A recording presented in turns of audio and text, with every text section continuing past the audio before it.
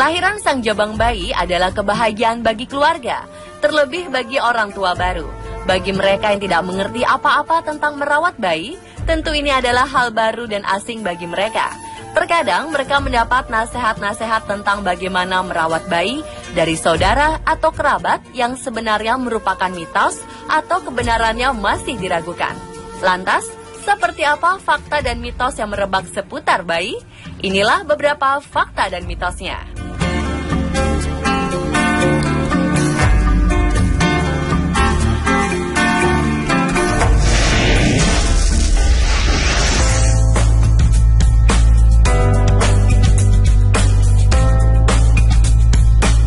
Jika membeli perlengkapan bayi, gurita mungkin menjadi salah satu perlengkapan yang wajib dibeli. Pada masa lalu, orang menyarankan gurita digunakan untuk membebat perut bayi yang baru lahir agar tidak buncit, terlebih untuk bayi perempuan. Faktanya, perut buncit pada bayi adalah hal yang wajar. Proporsi tubuh bayi memang berbeda dengan tubuh orang dewasa. Ketika kita masih bayi, rongga dada kita lebih pendek dibandingkan dengan rongga perutnya. Ini menyebabkan rongga perut lebih bergerak dominan dari rongga dada. Ketika rongga perut bekerja, kita melihat bayi seperti buncit, padahal ini adalah normal alias sedang bekerja. Pemakaian gurita justru dapat berakibat fatal bagi bayi. Jika gurita diikat terlalu ketat, bayi bisa sesak dan tidak nyaman. Beberapa dokter masih memperbolehkan memakai gurita hanya agar bayi merasa hangat saja. Jadi pemasangannya juga tidak sampai menekan perut sang bayi.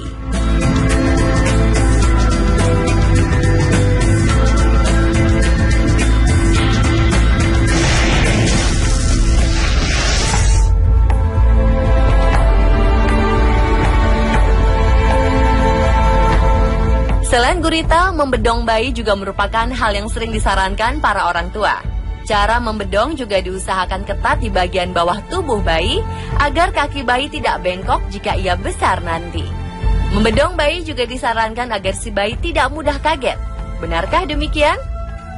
Faktanya, ukuran dan bentuk kaki anak yang tumbuh tidak mempengaruhi oleh cara ia dibedong ketika bayi. Ada juga faktor genetika yang mempengaruhinya. Jika salah membedong seluruh tubuh bayi, bisa menghambat gerak motorik sang bayi karena selalu dibatasi. Untuk bayi yang baru lahir, membedong bayi memang disarankan dengan tujuan agar bayi tersebut merasa hangat dan nyaman, seolah berada dalam dekapan sang ibu. Membedongnya juga jangan terlalu ketat, dan diusahakan bayi masih bisa menggerakkan tubuhnya sedikit. Pemahaman bayi harus dibedong agar tidak sering kaget juga keliru. Bayi sering kaget itu wajar, karena respon mereka masih beradaptasi dengan hal-hal baru di sekeliling mereka.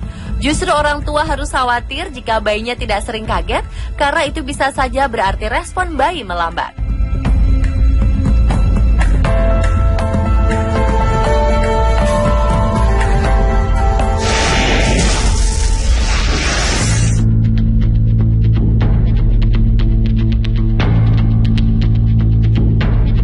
Kekhawatiran lain yang dialami oleh ibu yang memiliki bayi adalah pusar bodong.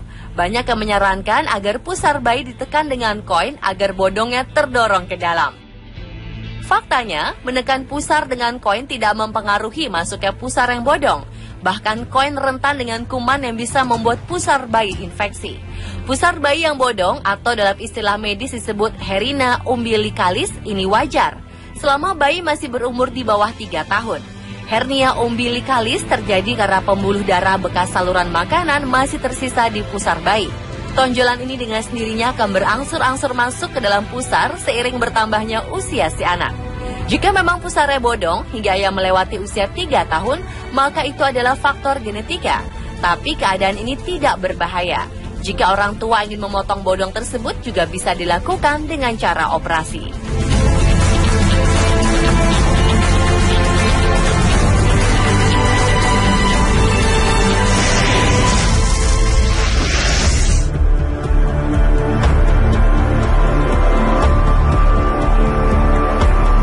Orang tua kita mungkin sering berkata bahwa ari-ari atau sisa plasenta bayi harus dikubur dalam tanah agar jiwa sang anak tenang.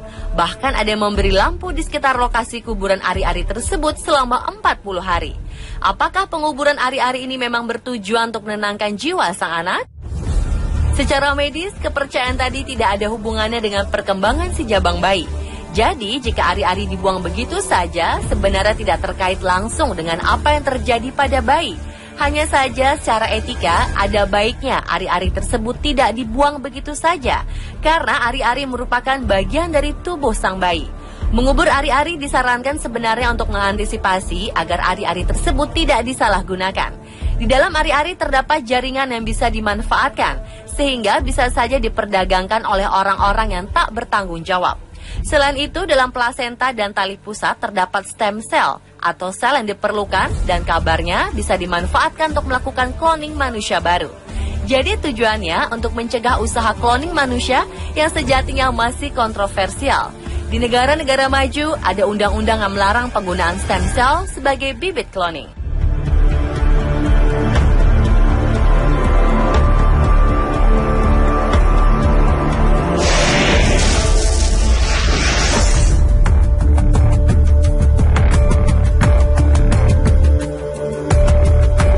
Kuku pada bayi sering dibiarkan karena nasihat orang tua dulu tidak boleh menggunting kuku bayi. Jari-jari tangannya malah ditutupi sarung tangan untuk melindungi bayi dari cakaran kukunya. Faktanya, kuku bayi harus dipotong, apalagi pertumbuhan kuku bayi lebih cepat dari orang dewasa. Jika tidak dipotong, kuku tersebut rentan patah dengan sendirinya, ini malah membuat bayi menjadi kesakitan.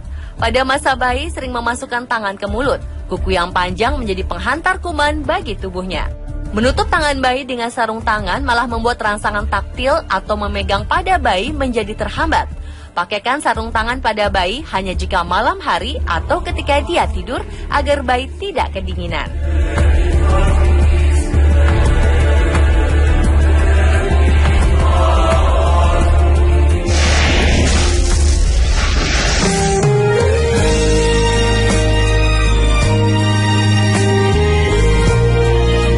Ada yang beranggapan jika alis bayi diolesi air liur ibu bisa menjadi tebal nantinya.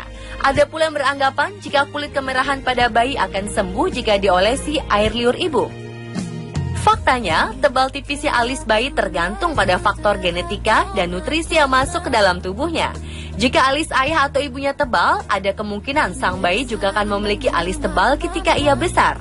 Hal ini tidak ada hubungannya dengan air liur ibu. Bahkan mengoleskan air liur ibu pada alis mata bayi bisa mengakibatkan rontoknya alis mata bayi karena air liur ibu tidak higienis. Sementara itu, bercak merah pada kulit bayi bisa disebabkan karena tanda lahir atau juga trauma pada saat lahir. Jika bercak merah ini adalah tanda lahir, maka sampai kapanpun bercak merah itu tidak akan hilang dan akan menetap selamanya di kulitnya. Jika kemerahan ini terjadi karena trauma pada saat lahir, maka bercak ini akan hilang dengan sendirinya tanpa diolesi apapun. Mengoleskan air liur ibu pada kulit bayi justru bisa membuat kulit bayi terkena iritasi yang disebabkan oleh air liur ibu yang mengandung kuman.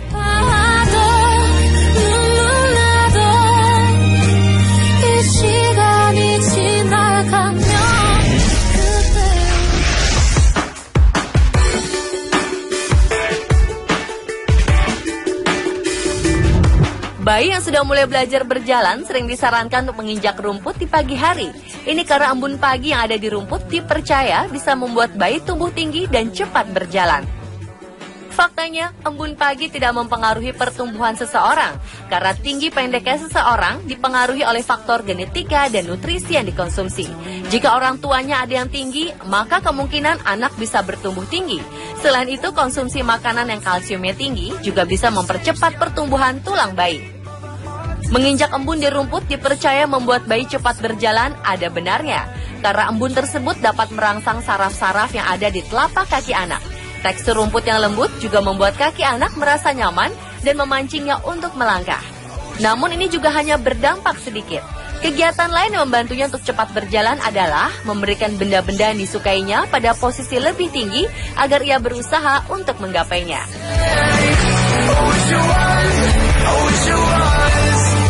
Pemirsa, itulah fakta dan mitos seputar merawat bayi. Semoga tayangan ini membuka pemahaman Anda tentang cara merawat bayi yang benar. I made a promise that I'll come home to you. Bring me back to you.